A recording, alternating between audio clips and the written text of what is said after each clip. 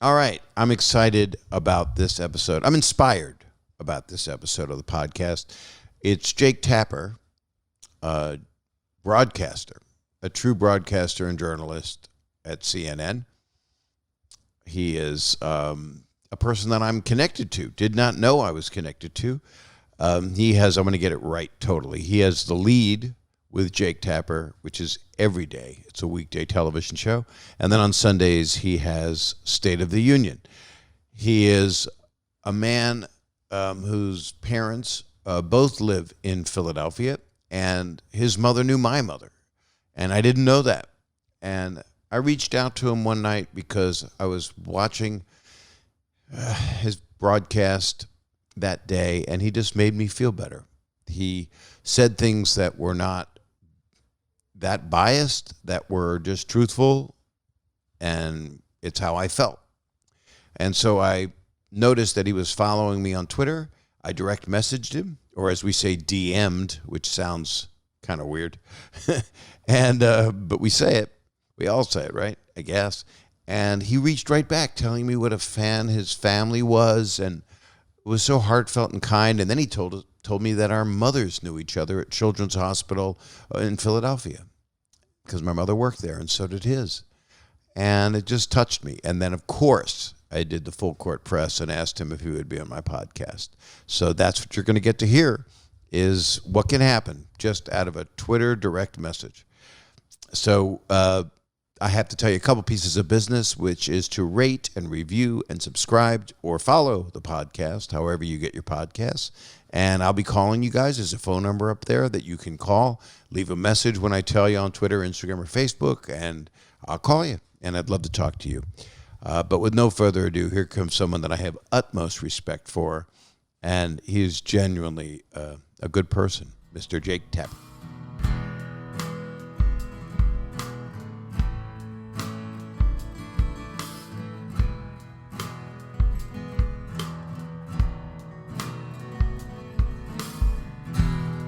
Good morning.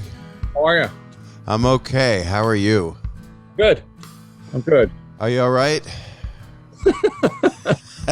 I'm doing okay.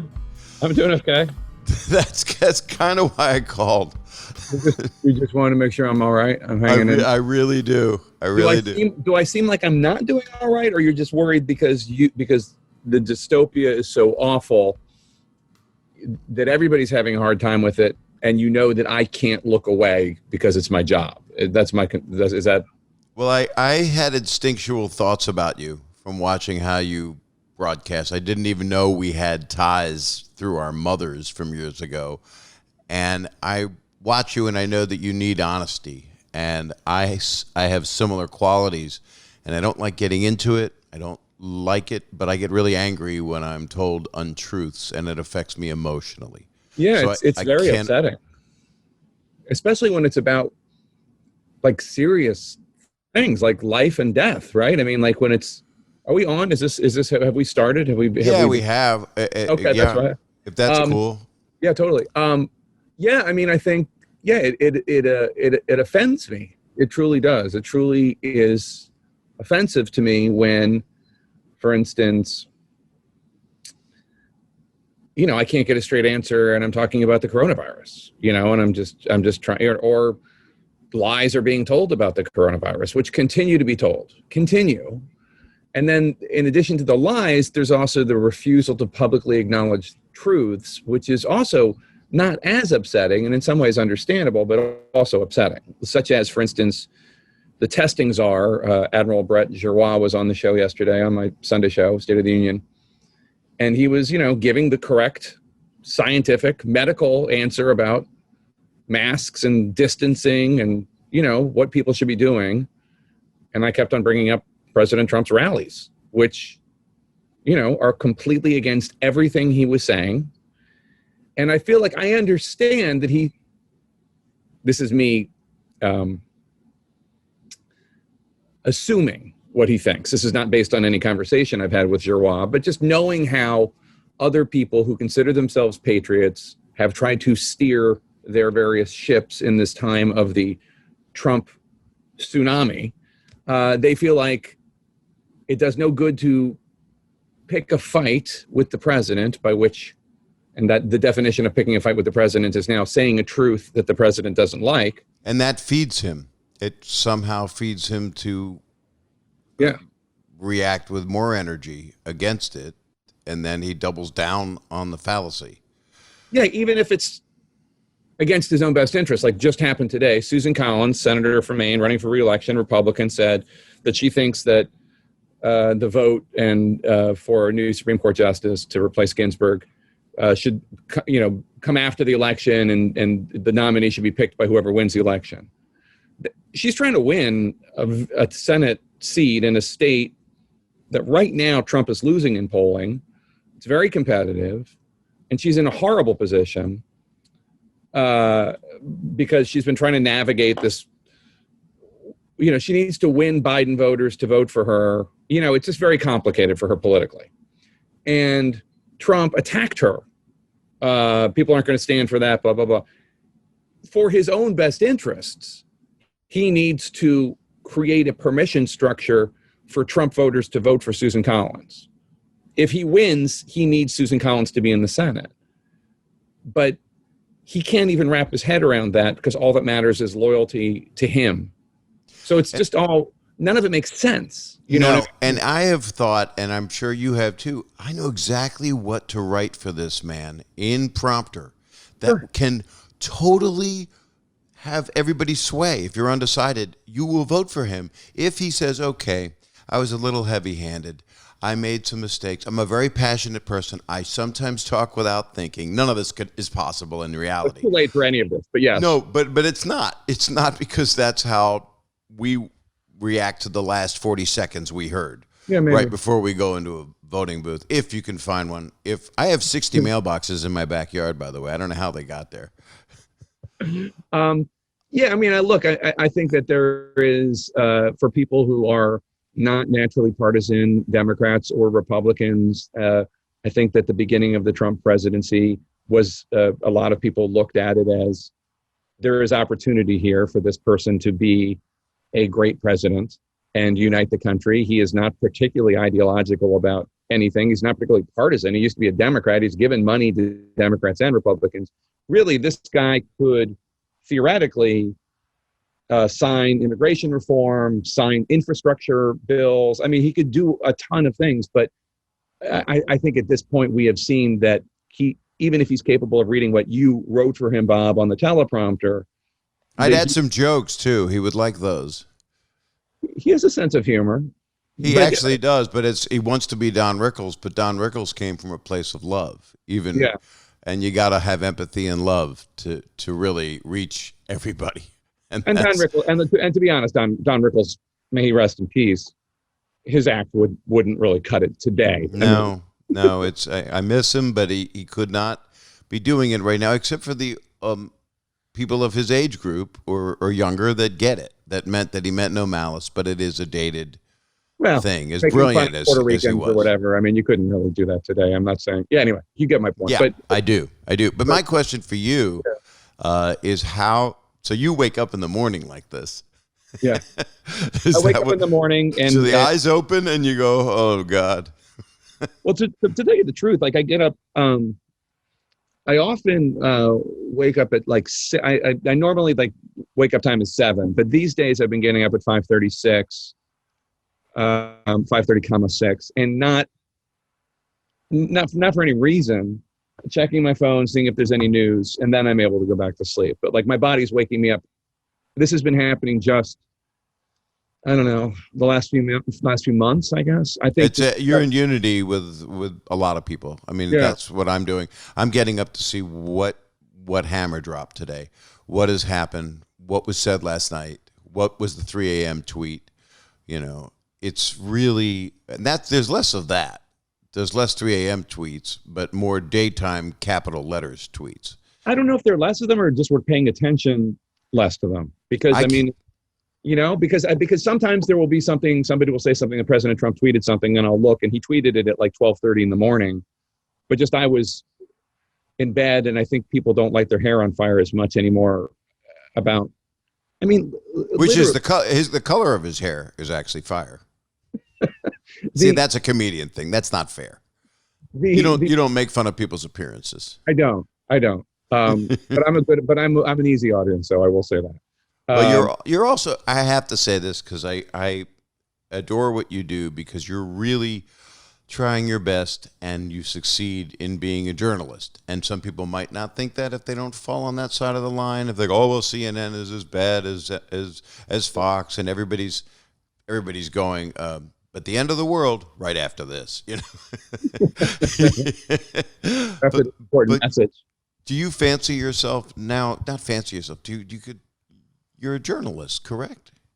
I am a journalist. I consider myself to be a nonpartisan journalist. I consider myself to stake out positions only on truth and decency, but not on, for instance, just to bring up a controversial item in the news right now. It's not my place to have a position on whether or not Republicans should, have a Senate confirmation hearing for a Supreme Court justice. Now, it is true that what they're doing goes against what they said in 2016, but that's just a fact.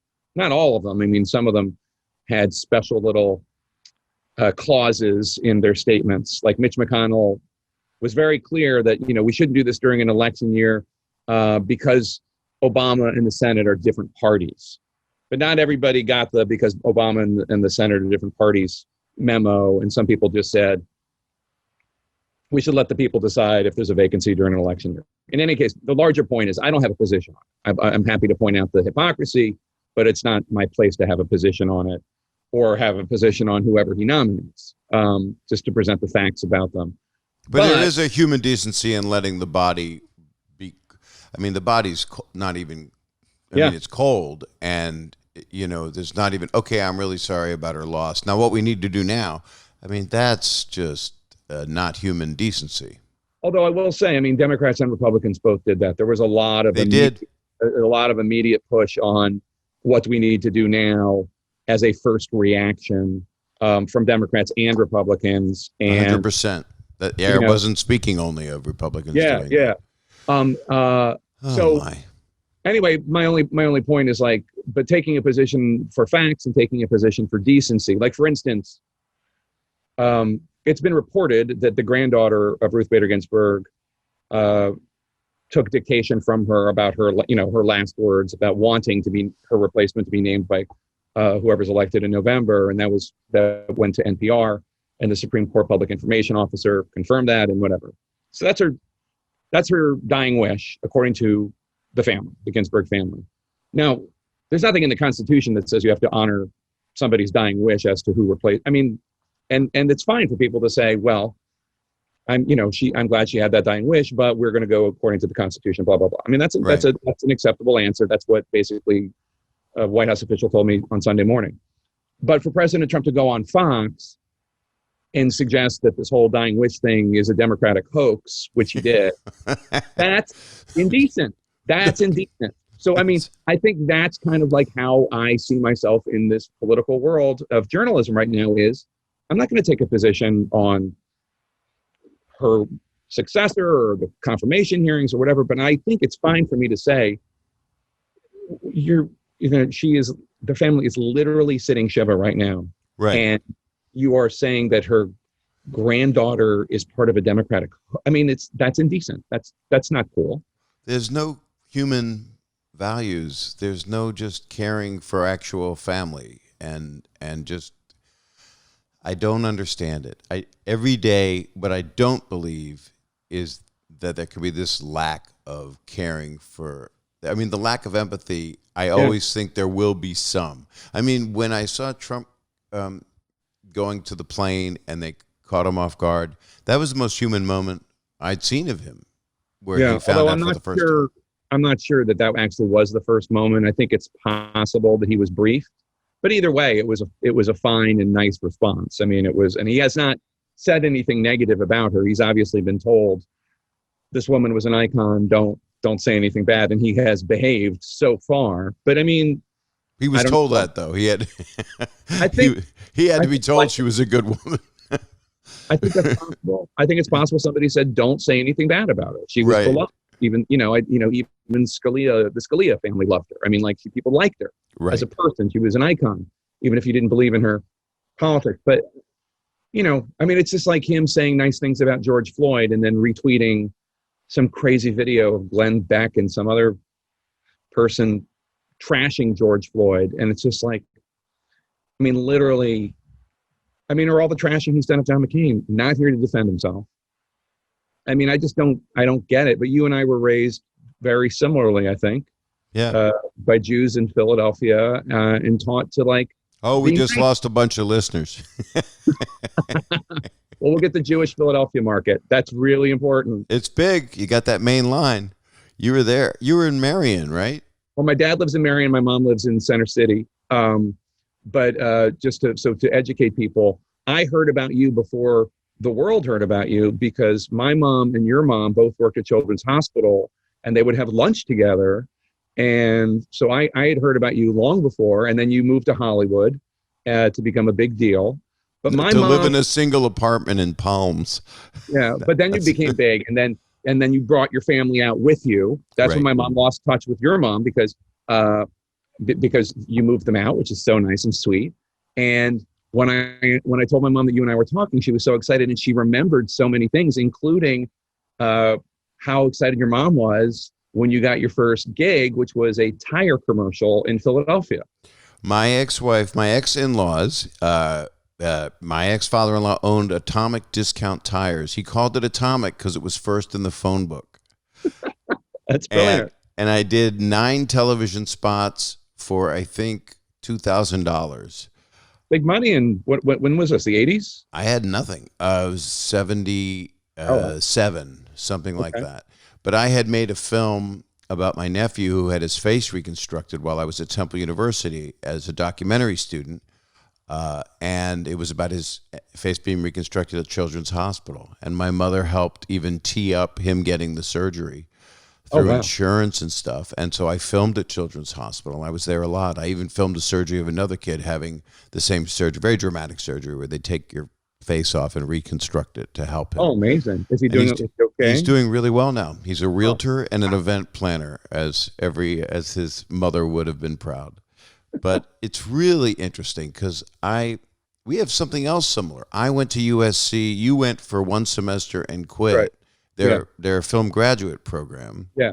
Or their film undergrad program. I'm not sure. No, I did graduate program. I quit their graduate film program, which you don't do. It's one of the best film schools in the world, after 3 days because I'd won the student Oscar, and the owner of the Comedy Store said, "You want to do stand-up?" And I said, "Yeah." Well, quit grad school. I went, "Okay." That's funny. No, I did. I stuck out the semester. I didn't have the bug to be to do that. I just didn't. And I was sitting in class listening to the Clarence Thomas hearings on my yellow Sony Walkman. Right. And clearly my interest was elsewhere, and came back east and ended up ultimately in journalism. But then The Outpost is right now all over television. Yeah, so now I have a foot in film because I wrote this book about Afghanistan, a real story, a real tale. When he said Afghan, I thought it was about like a blanket. I'm so uninformed, Because you think of me as somebody who provides comfort. And that's exactly it. You keep me warm at night when I'm feeling upset. So I wrote this book, and it was optioned, and Rod Lurie, the director, did this amazing job, and he's great. Obviously, we had hoped it would be in theaters, and it is in some, but generally people have been watching it on video on demand, and it's going to be on Netflix in October, and it's been on Amazon and other places anyway, and it's gotten a great reception. I can't wait to watch it. My wife and I have been waiting, and we'll probably watch it tonight. It's just when the news is so hard and you're watching so much stuff, it's not always a relief to watch a war movie. Yeah. No, I hear you. I feel the same way. I come home and I want to watch something to escape. Like I've been watching Cobra Kai with my wife. We watched it last night. It's so good. It's payback. It's done well from what it is. It's so good. From what it came from. We're in season 2 now, and it's just so good. And for for those who don't know, it's Johnny Lawrence, the evil bad guy villain from the Karate Kid, the 1984 Karate Kid, not the later versions. And it's his life 30 years later or whatever. And Danny LaRusso is there too and thinks of himself. But what's great about it is it's actually much more nuanced than the Karate Kid. It's both sides, the LaRusso side and Johnny Lawrence side. They both see themselves as good guys, and the other one is the bad guy. It's much more complex than the Karate Kid. The original was made as a family film for young men and for spirited and don't be bullied and all this. And this is much more real. They made it mean something for a lot of people. I'm going to watch it tonight. That's one of our plans. I just said it to her before we started talking. That's what, you're in quarantine when that's the highlight of your morning. What are we watching tonight? I've gone through so many series. Have you been watching a lot of other stuff to escape from all of this? A ton. Yeah, I don't come home and watch the news. And people are like, oh, you need to watch this documentary. I'm like, no, I'm sorry, I can't watch the documentary. I've been doing that too. Documentaries or? No, I flipped through the news. I started to watch it for hours, months and months ago. You're a solace for me. One question I go to Fox because I want to see what the world's thinking. Sure. I want to know what everybody's thinking, and I find it hard that people can take a piece of minutia or a piece of footage and make that the basis and run it for 2 months. That same footage of cars on fire, a burning car. Yeah. The other thing that's curious to me about Fox programming is, and I guess probably people criticize like MSNBC for doing the same thing on the left, but is, when there's an excess on the left, some crazy professor somewhere says something, and there are crazy professors for sure that have bizarre opinions. I mean, you see this stuff all the time, but it does seem like they focus on it as if it is a phenomenon, and I don't know that it necessarily always is. Like, for instance, there was a piece on NPR that was like in defense of looting, and it was really widely mocked and dissed on social media. But I could see somebody. I don't watch news when I get home, but I could see somebody turning that into, this is what liberals want. They defend looting. That is what they're doing. They're saying that's the only way to move the needle is you have to loot. See what they're saying, but it happens from both sides. But because the problem I have is if the president's source is a fringe someone with 100,000 people that follow that person, and that's the source. That can't be the source. It's like a South Park episode. It's there's a thing I call state rep phenomenon, which is our legislatures are full of, in addition to fine, upstanding public servants, just absolutely horrible people, left, right, center, whatever. And it is not uncommon to find a crazy state representative on the left saying something ridiculous, or on the right saying something ridiculous. I don't cover them because it's state rep phenomenon. It's like you can find it, right. But if it's not emblematic of serious legislation or like something that's important, why would we focus on it? We only have so many minutes. Because it's all fear-based. Right. And it sells tickets. Yeah, but that's state rep phenomenon, which I try to stay away from. I probably haven't stayed away from it entirely in my entire career, but I try to. Is your only day off Saturdays? Yeah, although Saturdays I'm preparing for Sunday, but yeah. So that's State of the Union. That's a big deal. I mean, the lead is a big deal because that's primetime, daytime. My eyes are on it, and you comfort me. You do, Jake. Thank you. You just do. I just look at you as, if I had the brains and the IQ, I would be coming from where you're coming from.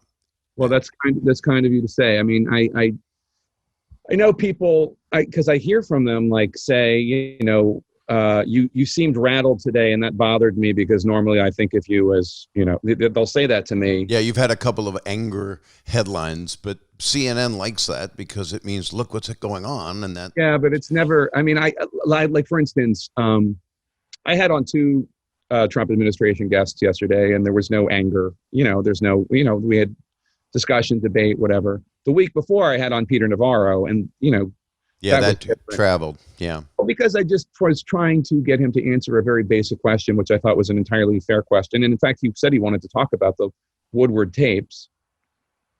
Is that February 7th, the president was acknowledging to Woodward privately that, this disease was airborne and that it was 5 times deadlier than the flu. And 2 weeks later, he was saying the exact opposite. And this was in the middle of the time when he was, dismissing the threat. And people really care about what a president says. People really follow his lead. We want a leader. We really want someone who does unify everybody and gives them information. Can you imagine if, again, we're back into hypothetical land, but if President Trump, let's even say, okay, February, March, they messed up, but look, it was early on and everybody was grappling with it. Can you imagine if since March he had led us through this time, every night having sort of a press event not in which he spoke, but in which he let Fauci speak or Burke speak or whatever, and they talked about stuff, and there were questions. Well, this state says this, and this state said that, and he let the experts speak, but he sat there and presided over it, and okay, I think that's enough. Thank you so much. We'll be back here again tonight. We wanted. I bet he would be at 60% in the polls right now. That's what I'm saying. Just a discourse, and everybody says if you could bring everybody to the table, you'll probably need to put more food on this table. I mean, I think Mr. Barr must eat a great deal. But, speaking of eating, we're just going to take a quick break. Watch this. This is nothing like what you get to do. Watch how quick this break is.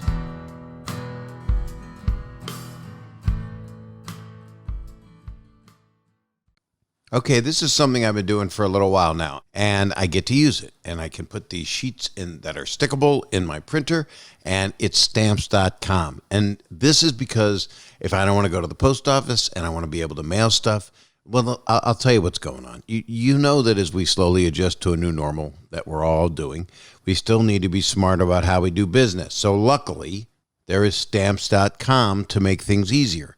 Thousands of small business owners have discovered the benefits of stamps.com in recent months. It's becoming quite prevalent, actually, and they've been able to keep their businesses running and avoid the crowds at the post office, all from their own computers. This is a really wonderful thing that can come from doing something on the internet. So with stamps.com, you can print postage on demand and avoid going to the post office.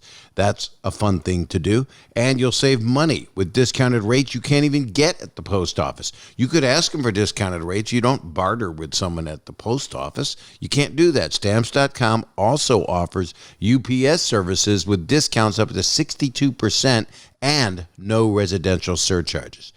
I'm excited about this. I really am, and I just can't hide it. Stamps.com brings all the mailing and shipping services you need right to your computer in the comfort of your home or office, providing it's comfortable. And if not, get a rug. Whether you're a small business sending invoices, an online seller shipping out products, or just working from home and you need to mail stuff, Stamps.com can handle it all with ease. Simply use your computer to print official U.S. postage 24/7 for any letter, any package, any class of mail, anywhere you want to send. You got that? That's anywhere. Once your mail is ready, you just leave it for your mail carrier, schedule a pickup, or drop it in a mailbox. It's that simple. And like I said, with Stamps.com, you get great discounts too. 5 cents off every stamp and up to 62% off USPS and UPS shipping rates. Stamps.com is a no-brainer. That's my trademark. And it saves you time and money.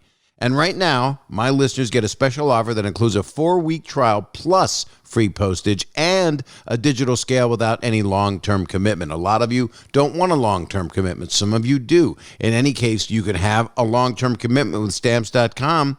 You understand? You get a 4-week trial plus free postage and a digital scale without any long-term commitment. Just go to Stamps.com, click on the microphone at the top of the homepage, and type in Bob. That's B-O-B. That's what you're typing in. That's Stamps.com and enter Bob. Don't enter Bob, but type in Bob. That's Stamps.com and enter Bob. That time I meant it. Okay, we're back. Nice. That's the beauty. I wish those were commercial breaks. So now you sit there during a commercial break You've just Yeah. gone through something probably emotionally exhausting that you're not trying to attach yourself emotionally to. Right. So you can go to the next moment. And then how long is a break for you? Is it 3 minutes, 4 minutes? It depends on what's going on in the news and how much, whether we're killing breaks because it's a big breaking story, but assuming it's just a normal time, it could be a 4-minute break. I mean, they really, our ad people are really squeezing the blood out of the stones. So I'll sit there. I don't know the ads. I don't see the ads. So it's always fun. It's all Imodium because that's all people need right now. It's funny to me when people like Bernie Sanders suggest that like we're being influenced by the pharmaceutical industry because they run so many ads. Because he has asked me about this privately, and I've told him I have no idea what ads are playing. No one tells me before the show. I don't see them during the show. I literally have no idea. Now, that's not to say that he's wrong, that the pharmaceutical industry doesn't have too much say in this and that. I mean, I'm not going to disagree, but I'm just saying I have no idea. It should all be mental health drugs is to get us through. I said to my wife that we need to really invest in alcohol because, like, if this thing is going to be going on for another year or two, I mean, I don't know about you. I don't know about where you are in drinking or anything. I am not in a program. You're not? Sometimes I might be. There might be a show I'm doing, but as far as we still drink. My wife will have a wine or. Is there a way you could just like specifically invest in like tequila? Do you know what I mean? Just like I think there is. You just and the fund will just like spread it out between Casamigos and you just like they'll. Yeah, it's who owns Don Julio, and then just invest. Find out it's probably, we come down to it, it's probably like the Republican Party. Or it's like General Electric, you know what I mean? Like it's everything. Or Johnson & Johnson, it would probably be pharmaceutical companies that try to help you get off of alcohol. So when can you drink? I mean, you are working. Well, I don't like drink to excess, but if I have like when can you get sloppy drunk? Theoretically, not that I do, but theoretically, I mean, I have 2 kids and a wife who does not appreciate a sloppy drunk. No, nor does mine. But if I were to have more than one cocktail, Friday night would be the night to do it because I don't have to be on TV Saturday. That's right. It. Other than that, there's no night to do it, and which is fine. I don't really care. But all I'm saying is like, I think investing in booze would be a smart investment strategy just because it seems like everybody I know is drinking way too much. Oh, it's horrific what's going on. And they're staying home and most people are gaining weight because, it's hard to work out. It's hard to be disciplined. I have friends that are. I've been pretty disciplined, which is unusual, but I've been working some too. I've been in the COVID environment studios. What do you do to exercise? I get on the bike or the elliptical and I do Pilates. We have a Pilates machine in the house. Nice. And you have a Peloton? It's a Proformer. Okay. And the elliptical is I can't remember what kind it is. It's a nice one. We have a Peloton and we have it in front of a giant TV, and I'm the only one that watches this TV. So it is entirely like I went through 6 seasons of Bonch while on the Peloton, and it became like a thing where I would be like excited. I'm going to go down and find out what happened. Did you ever watch Bonch? Really, it's really good. You gotta go ahead. Sorry. It's a detective series by Michael Connelly, and it's just really good.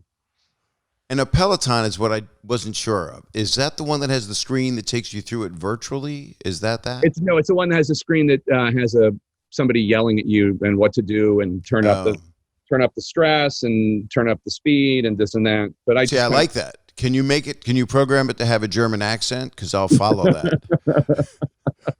You know what's funny about that? My friend Jeff and I were talking about the fact that Waze was developed in Israel. And we were just joking about like, what if Waze like instructed you the way that Jews instruct you? So it was like, why don't you take a left turn? All right, you didn't listen to me on the left turn. Maybe come up here, take a left turn. Again, you're not listening. Okay, Anyway, but with an Israeli accent. Or if it's like your mother, the Jewish mother. I don't know. My mom would do. I don't think she would even harp on me. She would. You did the right thing, Bobby. You make another left, you'll be fine. Maybe you want to stop and get a sandwich. Oh, just turn whenever you want. It's fine. I'm not sure about Waze. And have you been on Citizen? Do you have the Citizen app? No, it's a Citizen is an app that tells you what's going on in your area or all over the country, of where there are riots, where COVID cases are up, where a man is murdered, where there's any kind of problems anywhere, earthquake, fire, flood. Sounds awful. It's a horrific thing, but it has. I got it when we had to evacuate because of the fires here in California. So it made sense. Fire 1/2 mile from you. That's like, oh my God, I'm so sorry. You're okay? So yeah, we're okay because we're down in Southern California, northern, as you know. Yeah, my brother lives in Northern California. They say they can't even breathe. It's just so awful. It's horrific, and of course, the solution is to rake millions of acres. To actually rake, it's like pick up the pebbles on all beaches. It's insane. It doesn't even make sense. Right. Count your freckles. And also, as Gavin Newsom pointed out, Governor Newsom, like a majority of the forests in California are federal lands. They're not state, and the federal government is in charge of them, not the state government. And it's just, but nothing matters. But then they get the one soundbite out of Gavin Newsom where he says, yes, we haven't done the forest work that we should have done. There is work we could have done. And that's the bite that enables the other side to go, see, it is their fault. They admit it, rather than we had a fire 2 years ago, and 2 years ago, a year ago, and we needed federal help. We needed the planes to come in. And from what I can remember, we didn't get them. And we didn't get them right away because the president was angry with California. And that to me that's not a president. You have to do the job, even if you don't believe in the beliefs. That Democratic governor let the forest go bad by not raking it or using a leaf blower. So I'm not sending them airplanes to put out their fire. Well, this is what really worries me about this era that we're in, and what happens going forward. Whoever wins in November, is President Trump has legitimately tried to make the argument that, whether behind the scenes or kind of suggesting in front of the cameras, that he's only president of the red states. That's kind of like a thing that he suggests. And he could totally win if he didn't do that. If he could somehow have the gene to be inclusive. Well, he doesn't. He doesn't. That's just not him. So, so the suggestion of, like, if you take away the deaths in the blue states, where it's actually not so bad. Why would you take away the deaths in the blue states? Like, what is that? Who even looks at it that way? No, it's not. It's not even like sports where you want your Cubs to win, so death to the other team. Right. We're not in the Running Man or rollerball. This is not the future of competitive hatred. But there have been people who were in the Department of Homeland Security. I'm thinking of a guy who was former chief of staff there, Miles Taylor, who said that there were times that Trump talked about not providing aid to California because it's a Democratic leaning state. Yeah, and we felt it here. We felt it in those last fires. We definitely felt it here. But these attitudes, like, they don't only. They infect the nation. My friend Van Jones, who's a commentator on CNN, he has this great riff he has where he talks about how a president is not just a government leader. He's also something of a spiritual leader of a country. Right. So John F. Kennedy inspired people to join the Peace Corps, and Ronald Reagan inspired people to go to Wall Street. And he asked, this is like in 2017, what is Donald Trump inspiring us to do? And I think we've seen a lot of divisiveness. And I do wonder what the infection will be, if you'll pardon the metaphor, which is this idea that blue states should only care about blue states and red states should only care about red states. I've seen liberals on Twitter say something like, okay, we should cut off Alabama. We should cut off Louisiana. Now, maybe those attitudes existed before Trump. I don't know. But it's just such a sick way to look at the world. I mean, Right. I have no idea who you voted for in 2016. And the God's honest truth, I couldn't care less. I really don't. You know, like you're an American, you're a friend now. I hope we're friends. No, I want, my plan is to be in New York, get to visit my daughters, and I get you on a Friday night for that 90-minute drink. You know, I'm in DC though. Oh, so you'll have to get on. Well, this is even better. The hell with my kids. I love playing DC. Maybe I'll do Friday night at the Jack Singer Theater, which I love, and well, then I don't get to see it. So blow off the show, and we'll plan a dinner. We'll go somewhere nice. We'll figure it out. I mean, maybe you bring her down to DC and Justice Judy or whoever's been appointed can give you a tour, and then you can come by our house and we'll take it from there. But in any case, my only point is like, I don't care. Like, if you're a decent person, like that's all I care about. I would vote Republican tomorrow if I had a person that I went, wow, that will bring people together. I bet you voted for Arnold. Arnold, well, that's an easy one in California.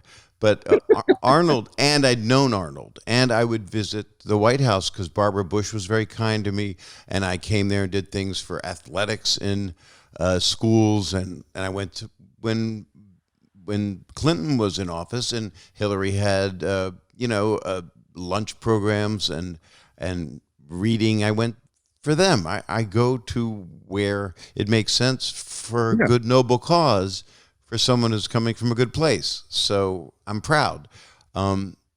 It's funny with George W. Bush, a lot of us, some people weren't fans. The war felt unjust. I was upset about the war. And now what I would give to see little paintings of dogs all over the White House and just a sweet guy that's banding together and hugging Michelle Obama, although see, this is the thing. Remember when Ellen sat next to George W. Bush at I guess it was like a Cowboys game, maybe like a year ago, and she was pilloried by the left for doing that. Right. And look, I get people that oppose George W. Bush and don't, whatever. I mean, people can have their political opinions and this and that. And I wasn't happy with what was going on. But in retrospect, when you see what kind of a person someone is and what they're standing up for now, people change. Your perceptions of them change. We've never been surrounded by this much hatred. I can't remember this. I wasn't around during the Civil War.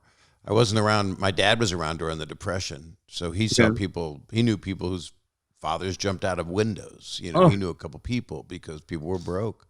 Yeah, alcohol was real big then, and it wasn't legal. It wasn't even alcohol. I bet it was moonshine, right? It was. Yeah.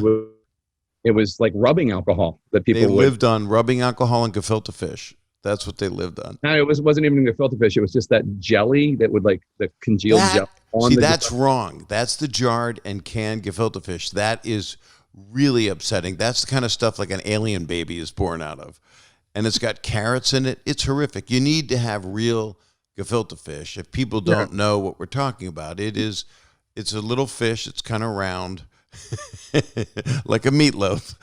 And it's got. I don't even know what it is. It's a carp that's been breaded and formed into a strange like. But I was a deli clerk in Chestnut Hill, so I can tell you, I knew how to kill a carp. I didn't want to do it, but you could do carp, whitefish, or pike, and then you put it in a meat grinder, and you've got basically like fish meatloaf is what you're making. You make a ball out of it, and your grandmother or Bubby puts it in the oven.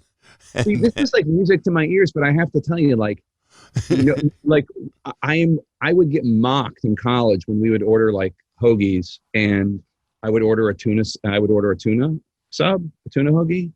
People would be like, "Why are you eating?" Like they looked at me with such disgust. Like, why was I don't know, I'm Jewish. It wasn't even about the kosher. It was just you were not an Italian meats kind of guy. No, not really. I mean, see, this is the kind of probing stuff I want to find out about you. But it's not. It wasn't because I didn't want to eat pork. It was just because I really enjoyed the taste of tuna. What about like a cheesesteak? I mean, we're talking. Oh, I love it. Yeah, of course. Yeah, this again. It wasn't kosher. It was just because I liked But they didn't have cheesesteak up. I'm thinking like when I was in college up in New Hampshire, they didn't have. They didn't. Well, have they had them in Philly though. But so now, can I ask how old your kids are? Is that Sure. okay? My son is about to turn 11. My daughter turned 13 a few weeks ago. That's so cute. Congrats. Yeah, they're great kids. They're amazing kids. They're just sweet and smart, and they're dealing with this. This is awful for kids. That's what I want to know, because my daughter, I have two daughters, one in LA and I have two in New York, and they are incredibly upset about the future of the world and worried about. How old are they? They're 33, 31, and 27. And the 33, they're all artists, and the 33 and the 31 are in downtown New York and Brooklyn. They walk to each other. Oh, that's sweet. And they are just angels and brilliant. Is there anything better than your kids being friends and liking each other? Just like Jack was making Alice, these are my kids, Jack was making Alice laugh the other day, and my wife and I were just sitting in the kitchen just listening to them make each other laugh. And it was just like, I could listen to this all day.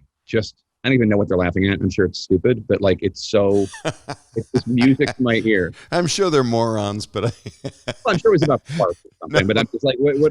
But the point is, like, it was just, I mean, they are 11 and 13. So, but the point is, it's so sweet to listen to. That's the other thing that I think is a positive about quarantine. There are negatives. Some people will get divorced.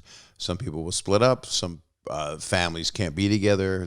I want to be emancipated, and that'll be the parents saying that when it's over. But there are also there's a lot of stuff you go through that would have never happened. And I know people that are with their kids, they say it's too much, but they're loving it so much. So many of my friends are loving being with their kids. Yeah, I'm at work right now, but I did the show from home from March until August. Yeah. And I had no problem with it at all. I mean, I loved it. I was there and the kids were there, and, I was with my wife, and it was just nonstop. I loved it. I mean, I really just absolutely did. And then when I started, now I come back to work because the lighting's better here. The camera's better here. There's no delay. I get it. I understand why my boss wanted me back, but I do miss it. I mean, I did feel very lucky that I was able to be there for my kids and work from home. Especially now, especially with so much fear, and they have to take it in. They watch you, I assume. No. Oh God, no. No, we do not. I do not come home and talk about the infection rate in Florida. I mean, if they have questions, I will answer them, and I'll answer them. Did they watch you during the day? No. Oh no. I don't want my kids to watch me. I didn't let my kids watch me on Full House. I'm not even kidding. Really? Why? That was at least family friendly. It was. I just embarrassed because I was in like a dinosaur outfit that night, They did watch it. One of my daughters used to sneak watch it. I can't watch myself on television. And I'm told a lot of people can't. I should tell you, my wife I was a little too old to be watching Full House. For sure. It wasn't made for you anyway. It was made for a lot of ladies. It was who it was made for. When did it come on air? 1989. 87, 89, something like that. Okay, so I was like 18, 19. It wasn't aimed at me. No, totally not your show. But the video show that I did was your show, that America's Funniest Home Videos. When did that come on? Around 89, and that was a lot of sports stuff, so people got hit in the nuts, and people. I remember it, but honestly, I was in college, so I wasn't watching a lot of TV other than Letterman. That was it. Letterman and sports was it. I didn't watch. I missed the whole 4 years of primetime television. But my wife, this is what I wanted to tell you, is 8 years younger than me. And she loved Full House and America's Funniest Home Videos. And in fact, our kids have now seen not only every episode of Full House, but every episode of Fuller House. Oh my God, I could score big time with props at your home. Yeah, you'd be huge. You would be huge. And Jack, my son, who I think would love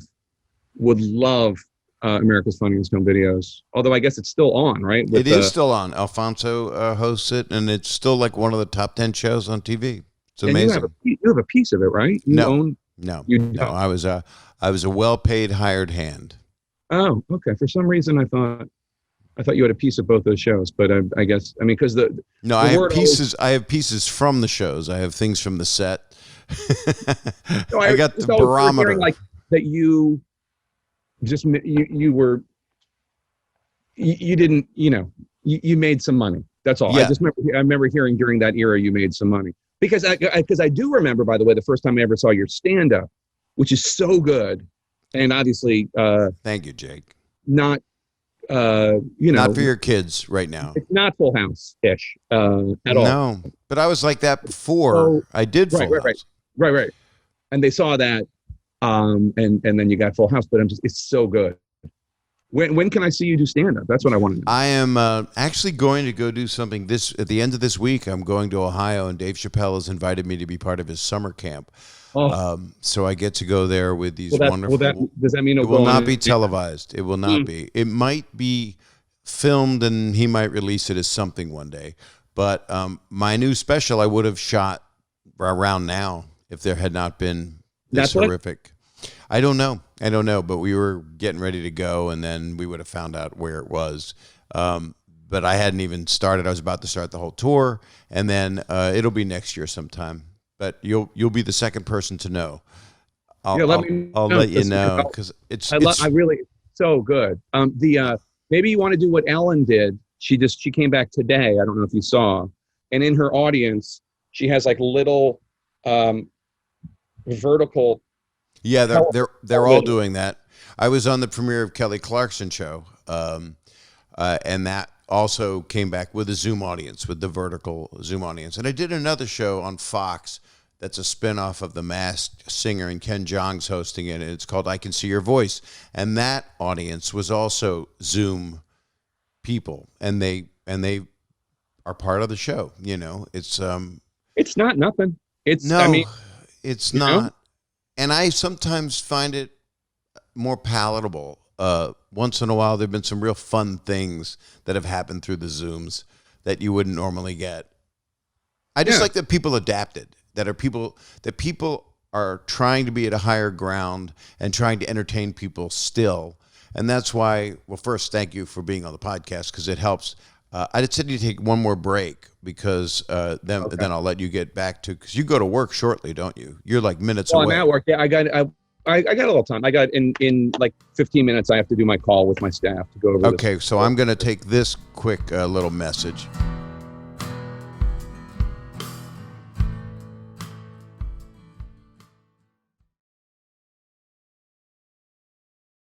Okay, we're back.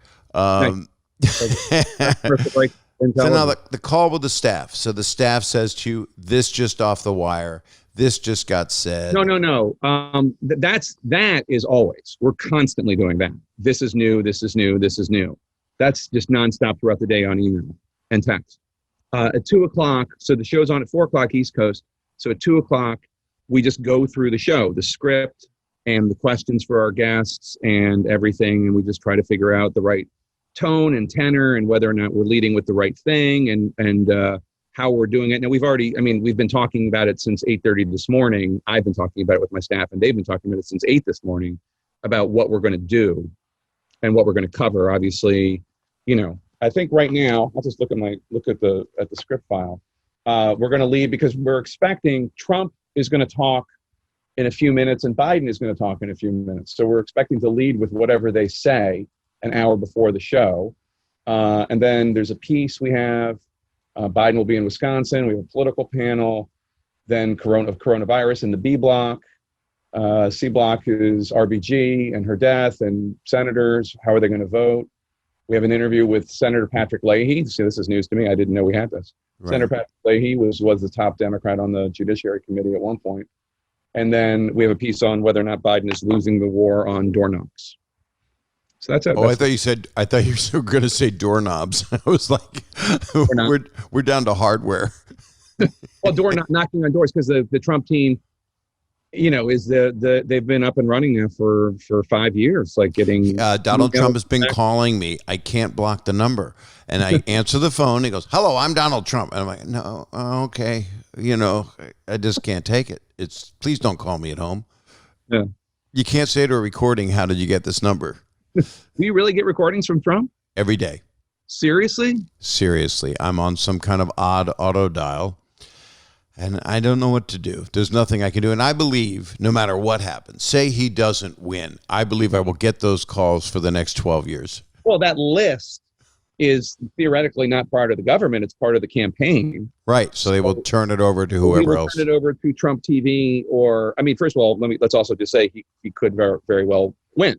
But if he doesn't, or even after his second term or third term or fourth term, yes. it could be, Trump Stakes, Trump University. Fourth term, I guess Ivanka would be almost president at that point. Maybe he'll announce that in the middle of his fourth term, that she's going to finish the next 2 years.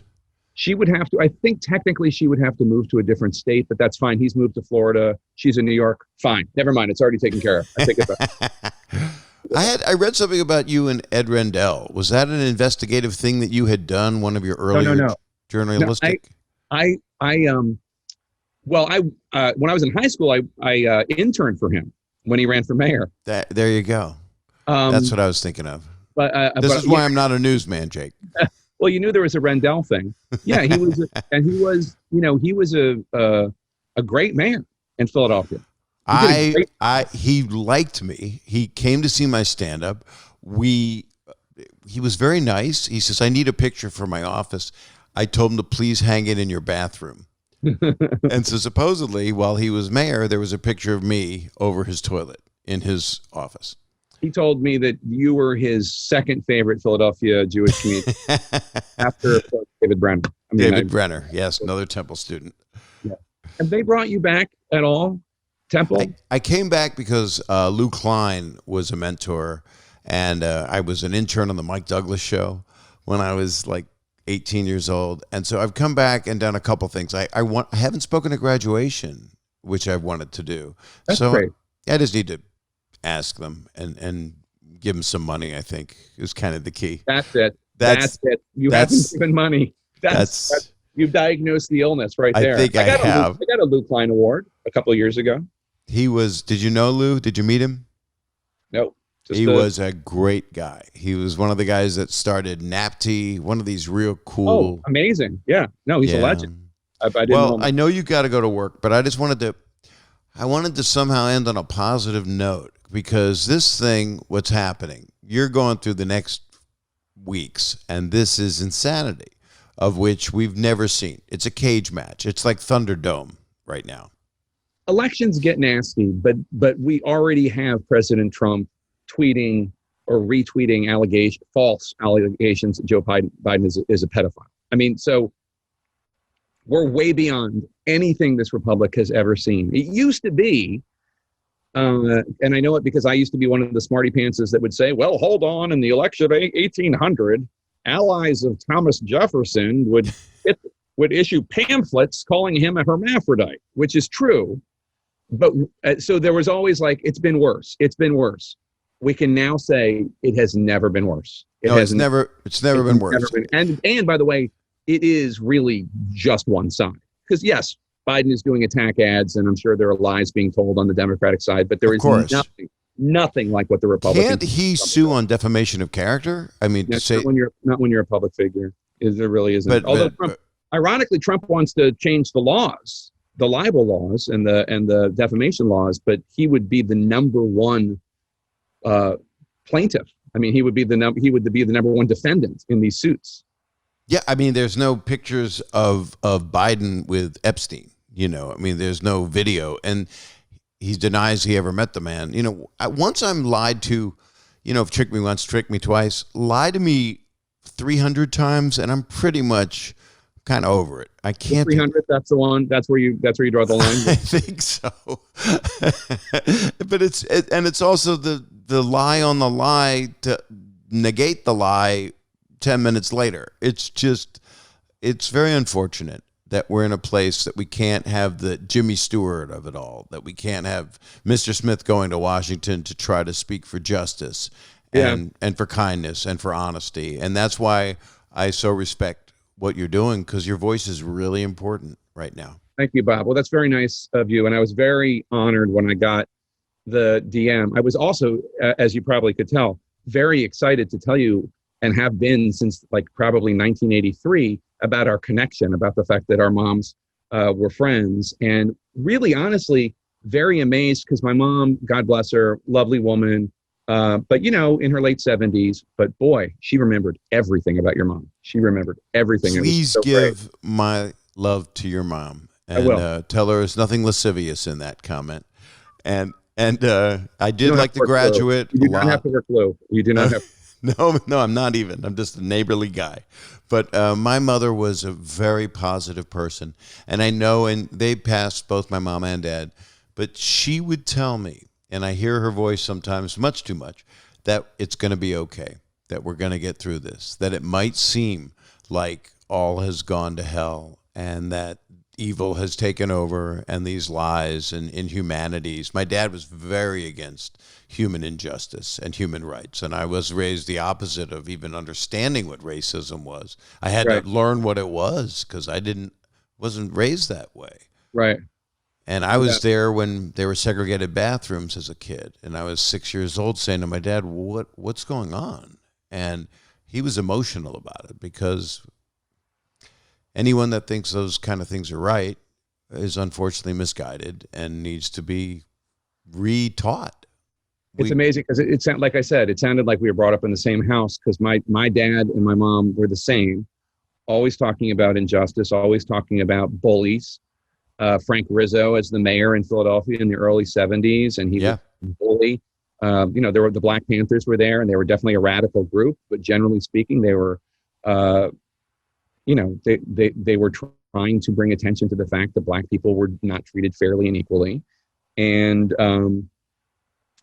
I mean, it was, but if you're, I feel like there is part of you right now that wants me to tell you what your mom would tell you, which is that we're going to be okay and that we're going to get through this and everything is going to be okay. And I do feel that way, Bob. I have to tell you, we are going to be okay. We are going to get through this. We are going to be okay. Now, I don't know when that is. And I don't know, I think that no matter what happens on November 3rd, and we should really start preparing people for the 17th I mean, of December. It might take some time. And the truth of the matter is elections are never called by states that night. I mean, like we never have all 50 states saying what the final vote count is on election night. That never happens. The media calls it, we project it, but that's not the states doing it. And in any case, my only point is whenever it ends and whatever the result and however difficult it might be, we still are going to get through it all and we still are going to survive it. And ultimately, at some point, things will be back to some sort of normal. Now, it's always going to be, in a republic like ours, there's always going to be a lot of mess. That's just what we signed up for. That's why we don't live, in an authoritarian country. Right. But I do have confidence in the American people, and I do have confidence in the United States. I really do. I do too. And I'm so glad we got to talk. And I'm going to see you on a Friday night in Washington. All right. I love it. I'm sending all my best to you and your family, and thank you for all you're doing, Jake. Thanks, Bob. I appreciate it. I'm sure we're going to be in touch. So I look forward. I'm going to call you every night as soon as you're done with your broadcast in the afternoon, and then on Sunday morning as soon as you're done. Why don't we can ease into it? I mean, I definitely want to pursue a friendship, but we ease into it, maybe. I'm just going to leave this Zoom open, so every time you come back to your computer, I'll just be here. I'll be like Tom Joad. The bathroom. Yeah, sure. All right. Awesome. Thanks so much. All the best. Thanks so much, Jake. Bye-bye. Bye-bye. Jake Tapper. He's a good man, ladies and gentlemen and kids. I don't know what to say, It just makes you think that no matter what you believe, he's just trying to be an honest man. And that's all I'd like to be, and that's why I look up to somebody like him.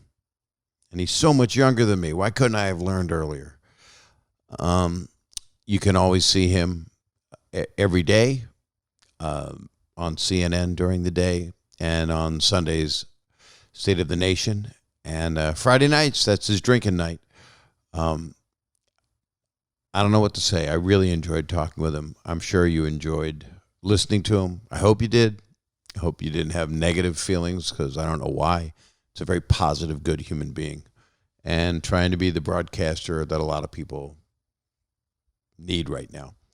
So my business to tell you is to do what you do. You rate, review, subscribe, or you follow, or you call that number up there. It's right up there. That actually, if you're looking at me right now on YouTube, that's Rodney Dangerfield and Red Fox in a picture that was taken by my friend Paul Mobley, a great photographer.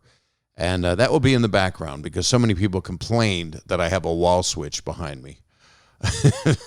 And there's a big mirror that my mother gave me that's right up there. Well, she didn't give it to me. She passed away and I took it. That's what you do. You raid the house when they go. And I got that. But I'm wishing you guys all the best. And you can call me. You call that number up there. Leave a message. I'll tell you on Twitter, Instagram, and Facebook, Instagram stories, when I'll be calling people. And I'll be doing it soon. So keep a lookout for that. I'd love to talk to you, see how you're doing. And it's a connection I get to have with some people that want to talk. I send you the best. My thanks to Jake Tapper and everybody. Hang in there, and lots of health and safety to all of you. All right. Why did I have to go so sad at the end? Let me be positive. Hang in there. Life's good. But it's like Jake said, it really is going to be okay. And I think we all need to hear that. And it's not a bad mantra. So that's what I leave you with. It really is going to be okay. See you later. Talk to you later. May not see you. May just hear you. You may just hear me. All right.